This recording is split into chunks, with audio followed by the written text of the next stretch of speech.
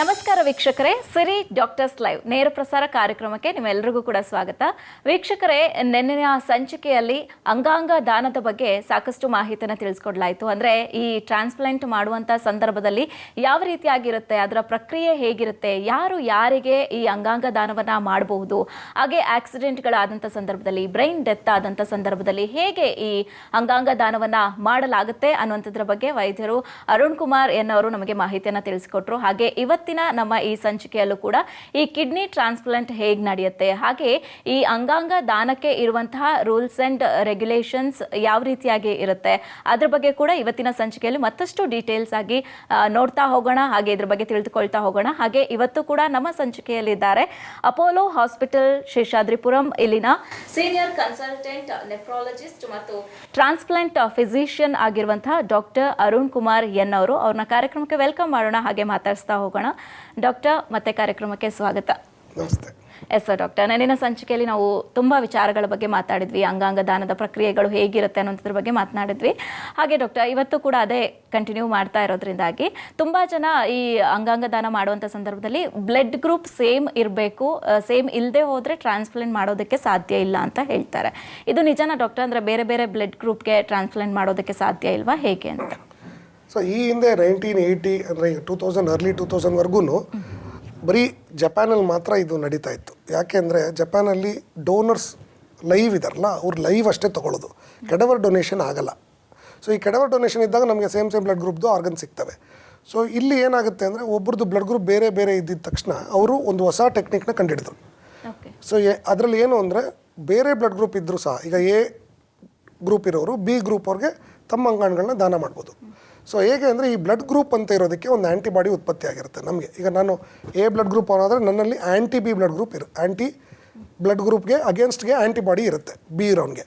So ನಿಮ್ಮ ಹತ್ರ B ಇದ್ದರೆ ನಿಮ್ಮ ಹತ್ರ ಆ್ಯಂಟಿ ಎ ಬ್ಲಡ್ ಗ್ರೂಪ್ ಇರುತ್ತೆ. ಸೊ ಅದಕ್ಕೆ ನಾವು ಸೇಮ್ ಬ್ಲಡ್, ಯಾವಾಗಲೂ ಆಕ್ಸಿಡೆಂಟ್ ಅದು ಇದಾದಾಗ ಸೇಮ್ ಬ್ಲಡ್ ಗ್ರೂಪ್ ಕೊಡ್ತೀವಿ, ಬ್ಲಡ್ ಈ ಓ ಪಾಸಿಟಿವ್ ಓ ನೆಗೆಟಿವ್ ಅನ್ನೋರಿಗೆ. ಸೊ ಈ ಆರ್ಗನ್ಸ್ ಟ್ರಾನ್ಸ್ಪ್ಲಾಂಟ್ ಮಾಡಬೇಕಾದ್ರೆ ಬ್ಲಡ್ ಗ್ರೂಪ್ ಸೇಮ್ ಇರೋದು ರೂಲ್ ಇತ್ತು. ಸೊ ಈ ಜಪಾನೀಸ್ ಟೆಕ್ನಿಕ್ ಸ್ಟಾರ್ಟ್ ಮಾಡಿದಾಗ ಬೇರೆ ಬ್ಲಡ್ ಗ್ರೂಪಿಂದ ಟ್ರಾನ್ಸ್ಪ್ಲಾಂಟ್ ಮಾಡೋಕ್ಕೆ ಶುರು ಮಾಡಿದರು. ಅದರಲ್ಲಿ ಈ ಆ್ಯಂಟಿಬಾಡಿ ಏನು ಉತ್ಪತ್ತಿ ಆಗಿರುತ್ತಲ್ಲ ಅದನ್ನು ಕ್ಯಾಲ್ಕುಲೇಟ್ ಮಾಡಿ ಅದನ್ನು ತೆಗೆದು ಆಮೇಲೆ ಟ್ರಾನ್ಸ್ಪ್ಲಾಂಟ್ ಮಾಡಿದ್ರು. ಸೊ ಅದು ಸಕ್ಸಸ್ ಆಯಿತು. ಸೊ ಆವಾಗಿಂದ ಹೊಸ ಟೆಕ್ನಿಕ್ ಒಂದು ಉಟ್ಕೊಂಡಿದೆ, ಅದನ್ನು ABO ಇನ್ಕಂಪ್ಯಾಟಬಲ್ ಟ್ರಾನ್ಸ್ಪ್ಲಾಂಟ್ ಅಂತ ಕರಿತೀವಿ. ಅಂದರೆ ಬ್ಲಡ್ ಗ್ರೂಪ್ ಕಂಪ್ಯಾಟಬಲ್ ಇಲ್ಲ, ಆದರೂ ಸಹ ಟ್ರಾನ್ಸ್ಪ್ಲಾಂಟ್ ಮಾಡ್ಬೋದು ಅಂತ. ಸೊ ತುಂಬ ಜನಕ್ಕೆ ಈಗಲೂ ಒಂದು ಗುಚ್ಚ ಆಗಿದೆ, ಇದು ಮಾಡ್ತಾರಾ, ಇದು ಆಗುತ್ತಾ ಅನ್ನೋದೊಂದು ಫೀಲಿಂಗ್ ಅವ್ರಿಗೆ. ಬಟ್ ಮಾಡಬಹುದು, ನಾವು ಮಾಡಿದ್ದೀವಿ ರೆಗ್ಯುಲರಾಗಿ. ಅಂದರೆ ಇದರಲ್ಲಿ ಟೈಟ್ರಸ್ ಅಂತ ಬರುತ್ತೆ. ಸೊ ಅದರಲ್ಲಿ 2 ಕ್ಯಾಟಗರಿ ಇರುತ್ತೆ, ಹೈ ಟೈಟ್ರಸ್ ಲೋ ಟೈಟ್ರಸ್ ಅಂತ. ಅದನ್ನು ಚೆಕಪ್ ಮಾಡಿ ನಾವು ಬ್ಲಡ್ ಗ್ರೂಪ್ ಬೇರೆ ಇದ್ದರೂ ಸಹ ಸಕ್ಸಸ್ಫುಲ್ಲಾಗಿ ಟ್ರಾನ್ಸ್ಪ್ಲಾಂಟ್ ಮಾಡಬಹುದು. ಓಕೆ ಡಾಕ್ಟರ್, ಇವಾಗ ನಮ್ಮ ಫ್ಯಾಮಿಲಿಯಲ್ಲೇ ಯಾರಿಗೋ ಒಬ್ಬರಿಗೆ ಬ್ರೈನ್ ಡೆತ್ ಆಗಿರುತ್ತೆ, ಅಂಥ ಸಂದರ್ಭದಲ್ಲಿ ಅವರು ಅವರ ಫ್ಯಾಮಿಲಿಯವರಿಗೇ ಅಂಗಾಂಗ ದಾನವನ್ನು ಮಾಡಬೇಕಾ ಅಥವಾ ಬೇರೆಯವ್ರಿಗೂ ಮಾಡ್ಬೋದಾ, ಹೇಗೆ ಅಂತ ಡಾಕ್ಟರ್? ಒಂದು ಸತಿ ನೀವು, ಸೊ ಇದು ಆಸ್ತಿ ಅಲ್ಲ, ಸೊ ಅವರು ಬರೆದ್ಬಿಟ್ಟು ಹೋಗೋಕ್ಕಾಗಲ್ಲ. ಈಗ ನನ್ನ ಅಂಗಾಣುಗಳು ಈಗ ರಶ್ಮಿ ಅನ್ನೋರಿಗೆ ಹೋಗಬೇಕು ಅಂತ ಹಂಗೆ ಬರೆದು ಹೋಗೋಕ್ಕಾಗಲ್ಲ. ಸೊ ಇದು ಏನಾಗುತ್ತೆ ಅಂದರೆ ಒಂದು ಸತಿ ಅವರು ಅಕ್ಸೆಪ್ಟೆನ್ಸ್ ಅಂಗಾಣುಗಳನ್ನ ಅಕ್ಸೆಪ್ಟೆನ್ಸ್ ಕೊಟ್ಟ ಮೇಲೆ, so the organ and he becomes the responsibility of the government. ಅಂದರೆ ಗೌರ್ಮೆಂಟ್ ಅವರು ಡಿಸೈಡ್ ಮಾಡ್ತಾರೆ. ಏನಂತಾರೆ, ನಾವು ಟ್ರಾನ್ಸ್ಪ್ಲಾಂಟ್ ಮಾಡೋಕ್ಕೆ ಮುಂಚೆ ರಿಜಿಸ್ಟ್ರೇಷನ್ ಮಾಡಿರ್ತೀವಿ, ಅಂದರೆ ಬ್ಲಡ್ ಗ್ರೂಪ್ ಪ್ರಕಾರವಾಗಿ ರಿಜಿಸ್ಟ್ರೇಷನ್ ಆಗಿರುತ್ತೆ. ಸೊ ಯಾರು ಮುಂದೆ ಇರ್ತಾರೆ, ಫಸ್ಟ್ ಯಾರು ಇರ್ತಾರೆ ಅವ್ರಿಗೆ ಈ ಅಂಗಾಣುಗಳನ್ನ ಕೊಡ್ತಾರೆ. ಸೊ ಈಗ ಅವರು ಹೋಗೋರು ಇಲ್ಲ, ಲಾಸ್ಟ್ ಇಷ್ಟ, ಅದು ಯಾವುದು ವರ್ಕ್ ಆಗಲ್ಲ. ಸೊ ಜನರಲಿ ಟ್ರಾನ್ಸ್ಪ್ಲಾಂಟ್ ಮಾಡೋಕ್ಕೆ ಮುಂಚೆ, ಫಾರ್ ಎಕ್ಸಾಂಪಲ್ ನಾನು ಚೂಸ್ ಮಾಡ್ಕೋಬೋದು, ನನ್ನ ಅಂಗಾಣುಗಳನ್ನ ನನ್ನ ತಮ್ಮನಿಗೋ ನನ್ನ ತಂಗಿಗೋ ಇಲ್ಲ ನಮ್ಮ ಅಕ್ಕನಿಗೋ ಕೊಡ್ಬೋದು. ಆದರೆ ನಾನು ಒಂದು ಸತಿ ನಾನು ಗೌರ್ಮೆಂಟ್ ಸೊತ್ತಾದಮೇಲೆ ಆ ಅಂಗಾಣುಗಳೂ ಗೌರ್ಮೆಂಟ್ ಸೊತ್ತೇನೆ. ಸೊ ಅವ್ರು ಯಾರ ಬಗ್ಗೆನೂ ಚೂಸ್ ಮಾಡೋಕ್ಕಾಗಲ್ಲ, ಅವ್ರಿಗೆ ಗೊತ್ತೂ ಆಗಲ್ಲ ಯಾರಿಗೆ ಅವ್ರು ಕೊಟ್ಟಿದ್ದಾರೆ ಅಂತಲೂ ಗೊತ್ತಾಗಲ್ಲ. ಸೊ ಈ ಅಂಗಾಣುಗಳನ್ನ ಗೌರ್ಮೆಂಟ್ ಅವ್ರು ಡಿಸೈಡ್ ಮಾಡಿ ಆ್ಯಸ್ ಪರ್ ಸೀನಿಯಾರಿಟಿ ಲಿಸ್ಟು ಜೀವ ಸಾರ್ಥಕತೆ ಅವ್ರು ನೋಡಿ ಅವರು ಆ್ಯಕ್ಟಿವೇಟ್ ಮಾಡಿ ಯಾರು ಫಸ್ಟಿಂದ ಲಿಸ್ಟ್ ಇರ್ತಾರೋ ಅವ್ರ ಥ್ರೂ ಟ್ರಾನ್ಸ್ಪ್ಲಾಂಟ್ ಮಾಡ್ತಾರೆ.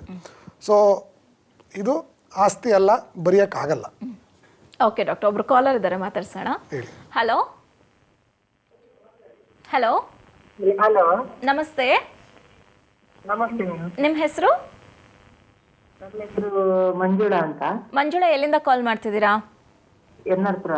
ಓಕೆ, ಡಾಕ್ಟರ್ ಅರುಣ್ ಕುಮಾರ್ ಇದ್ದಾರೆ, ನಿಮ್ಮ ಸಮಸ್ಯೆ ಏನಿದೆ ಮಾತಾಡಿ ಡಾಕ್ಟರ್ ಜೊತೆ. ಅಮ್ಮ ನಮಸ್ಕಾರ, ಹೇಳಿ. ನಮಸ್ಕಾರ ಸರ್. ಹೇಳಿ. ನನ್ನ ಮಗನಿಗೆ ಈಗ ಅದೇ 1 ವರ್ಷ ಆಯ್ತು ಈಗ ಕಿಡ್ನಿ ಫೇಲ್ಯೂರ್ ಆಗಿ. ಸರಿ. ಈಗ 31 ವರ್ಷ ಅವನಿಗೆ ಈಗ ನಡೀತಾ ಇರೋದು. ಸರಿ. ಅಂದ್ರೆ ಅವನಿಗೆ BP ಹೈ ಆಗಿ ಇದಾಗಿದಂತೆ. ಕಿಡ್ನಿ. ಏನು ಸಿಂಟಮ್ಸ್ ಇರ್ಲಿಲ್ಲ ಫಸ್ಟಿಗೆ.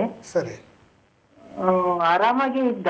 ಒಂದೇ ದಿವಸ ವಾಮಿಟು, ಆಮೇಲೆ ತಲೆನೋವು ಸ್ಟಾರ್ಟ್ ಆಗ್ಬಿಡ್ತು. ಆವಾಗ ಟೆಸ್ಟ್ ಮಾಡಿಸಿದವಾಗ ಇದು ಈ ತರ ಅಂತ ಹೇಳಿದ್ರು ಶಿವಮೊಗ್ಗದಲ್ಲಿ. ಸರಿ. ಆಮೇಲೆ ನೆಕ್ಸ್ಟ್ ನಾವು ಮಣಿಪಾಲ ಹೋದ್ವಿ. ನಮಗಂದ್ರೆ ಇದೇ ಇರ್ಲಿಲ್ಲ ಸರ್, ಅದು ಅಂದ್ರೆ ಇದು ಏನು ಸಿಂಟಮ್ಸ್ ಇರ್ಲಿಲ್ಲ, ಹಂಗಾಗಿ ನಂಬಿಕೆನೆ ಬರ್ಲಿಲ್ಲ. ಹಾಗಾಗಿ ಆಮೇಲೆ ಮಣಿಪಾಲ ಹೋದ್ವಿ. ಮಣಿಪಾಲದಲ್ಲೂ ಹಂಗೆ ಅಂದ್ರು. ನಮಗೆ ಅದ್ರ ಬಗ್ಗೆ ಮಾಹಿತಿ ಗೊತ್ತಿಲ್ಲ ಅಲ್ಲ, ಏನೋ ಬೇರೆ ಹೇಳ್ತಾರೇನೋ ಅಂತ ಹೇಳಿ ಮತ್ತೆ ಬೆಂಗಳೂರಿಗೆ ಹೋದ್ವಿ. ಅಲ್ಲೂ ಹಂಗೆ ಅಂದ್ರು. ಮತ್ತೆ ಕೆಥೆಟ್ರ ಹಾಕಿದ್ರು. ಡಯಾಲಿಸಿಸ್ ಅಲ್ಲಿ ಇದ್ದಾನೆ ಈಗ, ವಾರಕ್ಕೆ 2 ಸರಿ ಇದೆ. ಅಮ್ಮ, ಜನರಲಿ ಈ ಚಿಕ್ಕ ವಯಸ್ಸಲ್ಲಿ ಕಿಡ್ನಿ ಹೋಗಿದ್ದಾಗ ಟ್ರಾನ್ಸ್ಪ್ಲಾಂಟ್ ಮಾಡೋದು ಉತ್ತಮ ಅಮ್ಮ ಅವ್ರಿಗೆ. ಯಾಕಂದರೆ ನೀವು ಡಯಾಲಿಸಿಸ್ ಅಂತ ಮಾಡ್ತಾ ಹೋದಾಗ ಅದು ಕಂಟಿನ್ಯೂ ಆಗ್ತಾನೇ ಇರುತ್ತೆ. ಯಾಕಂದರೆ ಇದಕ್ಕೊಂದು ಎಂಡ್ ಇಲ್ಲ. ಟ್ರಾನ್ಸ್ಪ್ಲಾಂಟ್ ಮಾಡೋದು ಉತ್ತಮ ಅಂತ ನನ್ನ ಅಭಿಪ್ರಾಯ. ಬಟ್ ಅವ್ರಿಗೆ ಏನು ಕಾಯಿಲೆ ಇದೆ, ಯಾವ ಥರ ಅಂಡರ್ಲೈನ್ ಕಂಡೀಷನ್ ಇದೆ, ಏನು ರೀತಿಯಾಗಿ ಕಿಡ್ನಿ ಫೇಲ್ ಆಯಿತು ಅನ್ನೋದನ್ನು ಒಂದು ಸತಿ ನೋಡಿ ನೀವು ಅವನಿಗೆ ಟ್ರಾನ್ಸ್ಪ್ಲಾಂಟ್ ಮಾಡಿಸೋದು ಉತ್ತಮ ಅಮ್ಮ. ರಿಜಿಸ್ಟ್ರೇಷನ್ ಮಾಡಿಸಿದ್ದೀರಾ? ಕೆಡವರ್ ರಿಜಿಸ್ಟ್ರೇಷನ್ ಮಾಡಿಸಿದ್ದೀರಾ? ಈಗ ಬೇರೆಯವ್ರದ್ದು ಆಗಲ್ಲ. ನಂದು ಈಗ ಒಂದು B ಪಾಸಿಟಿವ್ ಸರ್, ನಂದು AB ಪಾಸಿಟಿವ್ ಬ್ಲಡ್ ಗ್ರೂಪ್. ಇಲ್ಲಮ್ಮ, ಮಾಡ್ಬೋದು. ಕ್ರಾಸ್ ಬ್ಲಡ್ ಗ್ರೂಪ್ ಇದ್ರೂ ಮಾಡ್ಬೋದು. ಅಂಥದ್ದೇನು ಏನು ಪ್ರಾಬ್ಲಮ್ ಆಗಲ್ಲ. ನಿಮ್ಮದು ಬ್ಲಡ್ ಗ್ರೂಪ್ ಬೇರೆ ಬೇರೆ ಇದ್ದರೂ ನಾನು ಟ್ರಾನ್ಸ್ಪ್ಲಾಂಟ್ ಮಾಡಿದ್ದೀನಿ ಹಿಂದೆ, ಮಾಡ್ಬೋದು.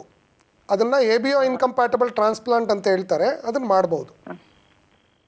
ಅಂದ್ರೆ ಈಗ ಅವನ ಫ್ರೆಂಡ್ ಒಬ್ರು ಕೊಡಕ್ಕೆ ರೆಡಿ ಇದ್ರು ಸರ್, ಅವರು ಡೋನರ್ ಒಬ್ರು. ಇಲ್ಲಮ್ಮ, ಆ ಥರ ಮಾಡೋಕ್ಕಾಗಲ್ಲ. ನೀವೇನೇ ಕೊಡ್ಬೋದು. ಬ್ಲಡ್ ಗ್ರೂಪ್ ಬೇರೆ ಇದ್ದರೂ ಸಹ 100% ಮಾಡ್ಬೋದು, ತೊಂದರೆ ಇಲ್ಲ. ಅದರದ್ದು ಸಕ್ಸಸ್ ರೇಟು ಅದು ಏನಿದೆ ಅದನ್ನು ನಾವು ವಿಚಾರವಾಗಿ ಡೀಟೇಲಾಗಿ ಮಾತಾಡಿ, ನೀವು ಡಾಕ್ಟ್ರ್ ಹತ್ರ ಮಾತಾಡ್ಕೊಂಡು ತಿಳ್ಕೊಂಡು ಆಮೇಲೆ ನೀವು ABO ಇನ್ಕಂಪ್ಯಾಟಬಲ್ ಟ್ರಾನ್ಸ್ಪ್ಲಾಂಟ್ ಅನ್ನೋದನ್ನು ಮಾಡಿಸ್ಕೋಬೋದು. ಓಕೆ, ಧನ್ಯವಾದಗಳು ಕರೆಯನ್ನ ಮಾಡಿದ್ದಕ್ಕಾಗಿ. ಡಾಕ್ಟರ್ ಅವ್ರು ಹೇಳ್ತಿದ್ರು ಏನು ಸಿಂಪ್ಟಮ್ಸೇ ಗೊತ್ತಾಗ್ಲಿಲ್ಲ ಕಿಡ್ನಿ ಫೇಲ್ಯೂರ್ ಅಂತ. ಆ ಥರ ಸಿಂಪ್ಟಮ್ಸ್ ಇಲ್ಲದೇನೂ ಆ ಥರ ಆಗೋ ಚಾನ್ಸಸ್ ಇದೆಯಾ ಡಾಕ್ಟರ್? 90% ಆಫ್ ಕಿಡ್ನಿ ಪ್ರಾಬ್ಲಮ್ಸು ನಿಮಗೆ ಸಿಂಪ್ಟಮ್ಸೇ ಬರಲ್ಲ. So that is the primary dictum. So but ನಮ್ಮ ಜನಗಳು ಏನು ಮಾಡ್ತಾರೆ, ಸಿಂಪ್ಟಮ್ಸ್ಗೋಸ್ಕರ ಕಾಯ್ತಾ ಇರ್ತಾರೆ. ಎಲ್ಲ ಸತಿ ಸಿಂಪ್ಟಮ್ಸ್ ಬರಲ್ಲ.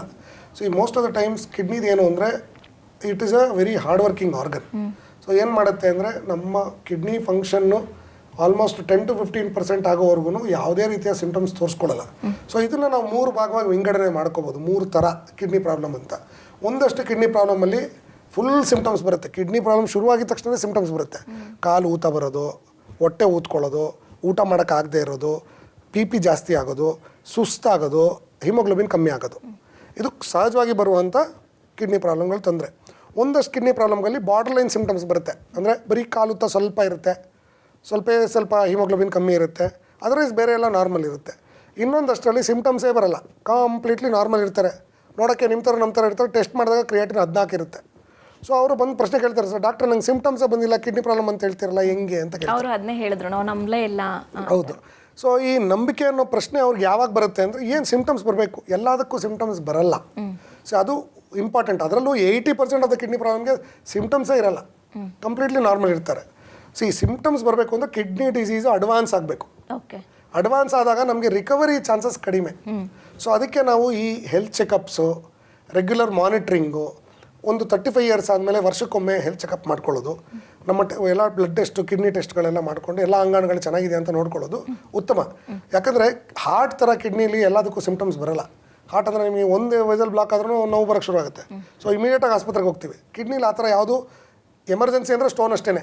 ಸಿಗಾಕೋದು ಸ್ಟೋನ್ ಮೇಲಿಂದ ಬರೋರು ಸ್ಟೋನ್ ಫಾರ್ಮ್ ಆಗೋವಾಗ ಸಿಂಪ್ಟಮ್ಸ್ ಇರಲ್ಲ, ಸ್ಟೋನ್ ಕೆಳಗೆ ಬರುವಾಗ ಟ್ಯೂಬಿಂದ ಸಿಂಪ್ಟಮ್ಸ್ ಇರಲ್ಲ, ಸ್ಟೋನ್ ಬಂದು ಟ್ಯೂಬಲ್ಲಿ ಸಿಗಾಕೊಂಡಾಗ ಸಿಂಪ್ಟಮ್ಸ್ ಬರುತ್ತೆ. ಸೊ ಅಲ್ಲಿವರೆಗೂ ಎಲ್ಲದಕ್ಕೂ ಕಾಯಬಾರ್ದು. ಸಿಂಪ್ಟಮ್ಸ್ ಅಂತ ಕಾದ್ರೆ ತೊಂದರೆ ಜಾಸ್ತಿ ಆಗುತ್ತೆ. ಎಸ್ ಡಾಕ್ಟರ್, ಆಗಲೇ ಕಾಲರ್ ಜೊತೆ ಹೇಳ್ತಾ ಇದ್ರಿ, ಅಂದರೆ ಅವ್ರು ಹೇಳಿದ್ರು ಅವರ ಫ್ರೆಂಡ್ ಒಬ್ಬರು ಡೊನೇಟ್ ಮಾಡೋದಕ್ಕೆ ರೆಡಿ ಇದ್ದಾರೆ, ಮಾಡ್ಬೋದಾ ಮಾಡೋದಕ್ಕೆ ಆಗಲ್ವ ಅಂತ. ನೀವು ಮಾಡೋದಕ್ಕೆ ಸಾಧ್ಯ ಇಲ್ಲ ಅಂತ ಹೇಳಿದ್ರಿ, ಯಾಕೆ ಡಾಕ್ಟರ್?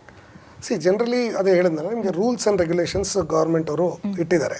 ಸೊ ಈಗ ತಾಯಿ ಇದ್ದಾಗ ಅವ್ರಿಗೆ ಡೊನೇಷನ್ ಮಾಡುವಂಥ ಸನ್ನಿವೇಶ ಇದ್ದಾಗ ಅವ್ರು ಯಾಕೆ ಡೊನೇಟ್ ಮಾಡಲ್ಲ ಅನ್ನೋದು ದೊಡ್ಡ ಪ್ರಶ್ನೆ. ಸೊ ಜನರಲಿ ರೂಲ್ಸ್ ಪ್ರಕಾರ first degree, second degree relatives ಅಂತ ಹೇಳ್ತೀವಿ. ಫಸ್ಟ್ ಡಿಗ್ರಿ ಅಂದರೆ ನಮ್ಮ ಇಮಿಡಿಯೇಟ್ ರಿಲೇಟಿವ್ಸ್, ಅಂದರೆ ಬ್ರದರ್, ಸಿಸ್ಟರ್, ಮದರ್, ಫಾದರ್, ಅಂದರೆ ಆಮೇಲೆ ಗ್ರ್ಯಾಂಡ್ ಮದರ್, ಗ್ರ್ಯಾಂಡ್ ಫಾದರ್, ಇವರು ಇಮಿಡಿಯೇಟ್ ಆಗ್ತಾರೆ. ಸೊ ಸೆಕೆಂಡ್ ಡಿಗ್ರಿ ರಿಲೇಟಿವ್ಸ್ ಅಂದರೆ ಅತ್ತೆ, ಮಾವ, ಅಂಕಲ್, ಚಿಕ್ಕಪ್ಪ ಇವರೆಲ್ಲ ನಮಗೆ ಸೆಕೆಂಡ್ ಲೈನ್ ರಿಲೇಟಿವ್ಸ್ ಆಗ್ತಾರೆ. ದೊಡ್ಡಪ್ಪ, ಅತ್ತೆ ಅವರೆಲ್ಲ. ಸೊ ಅವರೂ ಅಂಗಾಂಗಗಳನ್ನ ಕೊಡ್ಬೋದು. Most of it blood relative ಇರೋರೇ ಅಂಗಾಂಗಗಳನ್ನ ಕೊಡೋದು ಉತ್ತಮ. ಯಾಕೆಂದರೆ ಒಂದು ಮ್ಯಾಚಿಂಗ್ ಪ್ರಕಾರವಾಗಿ ಬೆಟರು.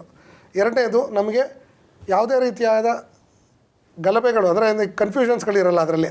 ಸೊ ಅವ್ರು ಕೊಡೋದಕ್ಕೆ ಏನಕ್ಕೆ ಕೊಡ್ತಾ ಇದ್ದಾರೆ ಅನ್ನೋದು ಕನ್ಫ್ಯೂಷನ್ ಇರಲ್ಲ.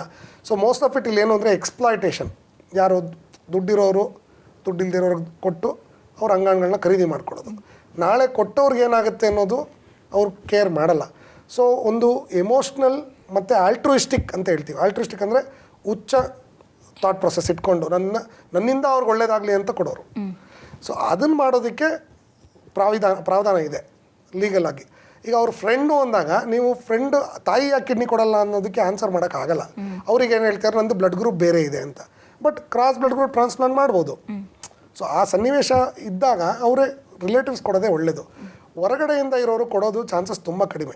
ಅನ್ಲೆಸ್ ಈಗ ಸೊಸೈಟಿನ ಕಂಪ್ಲೀಟಾಗಿ ಫ್ಯಾಮಿಲಿನ ಬಿಟ್ಟಿರೋರು, ಲೈಕ್ ಫಾರ್ ಎಕ್ಸಾಂಪಲ್ ಯಾರೋ ಸನ್ಯಾಸಿಗಳು, ಯಾರೋ ಪೂಜಾರಿಗಳು, ಅವ್ರಿಗೆ ಫ್ಯಾಮಿಲಿ ಅಂದರೆ ಸೊಸೈಟಿನೇ ಒಂದು ಫ್ಯಾಮಿಲಿ. ಸೊ ಅಂಥವ್ರಿಗಾದರೆ ಸ್ಪೆಷಲ್ ಪರ್ಮಿಷನ್ ತೊಗೊಂಡು ಮಾಡ್ಬೋದೇ ಹೊರತು ಎಲ್ಲರಿಗೂ ಅದು ಫ್ರೆಂಡ್ ಕೊಡ್ತಾರೆ, ಇಲ್ಲ ಪಕ್ಕದ ಮನೆಯವ್ರು ಯಾರೋ ಕೊಡ್ತಾರೆ, ರಿಲೇಟಿವ್ ಗೊತ್ತಿರೋರು ಅವ್ರಿಗೆ ಫ್ರೆಂಡ್ ಕೊಡ್ತಾರೆ ಅನ್ನೋದು ಟ್ರಾನ್ಸ್ಪ್ಲಾಂಟ್ ಮಾಡೋದು ಆಗಲ್ಲ. ಯಾಕಂದರೆ ಲೀಗಲ್ ಆಗಿ ನಮಗೆ ಟ್ರಾನ್ಸ್ಪ್ಲಾಂಟ್ ಮಾಡುವಾಗ 3 ಭಾಗ ಬರುತ್ತೆ. ಒಂದು legal, one is ethical, one is medical. So ಈ ಎಥಿಕಲಲ್ಲೇ ಅದು ಫಿಟ್ ಆಗಲ್ಲ. ಒಂದು ಎಥಿಕಲಲ್ಲಿ ಅವ್ರು ಒಪ್ಕೊಂಡು ಇಲ್ಲ ನಾನು 100% ಏನೂ ಅವ್ರ ಹತ್ರದಿಂದ ಎಕ್ಸ್ಟ್ರಾ ಏನೂ ತೊಗೊಳ್ಳಲ್ಲ, ಅಂಗಾಂಗಗಳನ್ನ ಮಾತ್ರ ಕೊಡ್ತೀನಿ ಅಂತ ಆಗ್ಬೋದು. ಬಟ್ ಲೀಗಲಿ ಹೆಂಗೆ ಪ್ರೂವ್ ಮಾಡ್ತೀರಾ ಅವ್ರಿಗೂ ಇವ್ರಿಗೂ ರಿಲೇಷನ್ ಇದೆ ಅಂತ? ಈಗ ಫ್ರೆಂಡ್ಶಿಪ್ ಅನ್ನೋದಕ್ಕೆ ಸರ್ಟಿಫಿಕೇಟ್ ಇಲ್ವಲ್ಲ. ಅಮ್ಮ ಅಪ್ಪ ಅಂದರೆ ಸರ್ಟಿಫಿಕೇಟ್ ತೊಗೊಂಬರ್ಬೋದು, ಅಕ್ಕ ತಂಗಿ ಅಂದರೆ ಫ್ಯಾಮಿಲಿ ಟ್ರೀ ತರ್ಬೋದು. ಸೊ ಬಟ್ ಇಲ್ಲಿ ಏನೂ ಇರಲ್ಲ. ಸೊ ಆದ ಕಾರಣ ಅವ್ರಿಗೆ ನಾವು ಲೀಗಲಾಗಿ ಸ್ಟ್ಯಾಂಡರ್ಡ್ ಅದು ನಿಲ್ಲೋದು ಚಾನ್ಸಸ್ ಕಡಿಮೆ. ಸೊ ಅದಕ್ಕೆ always blood group first degree second degree relatives ಮಾಡೋದು ಉತ್ತಮ.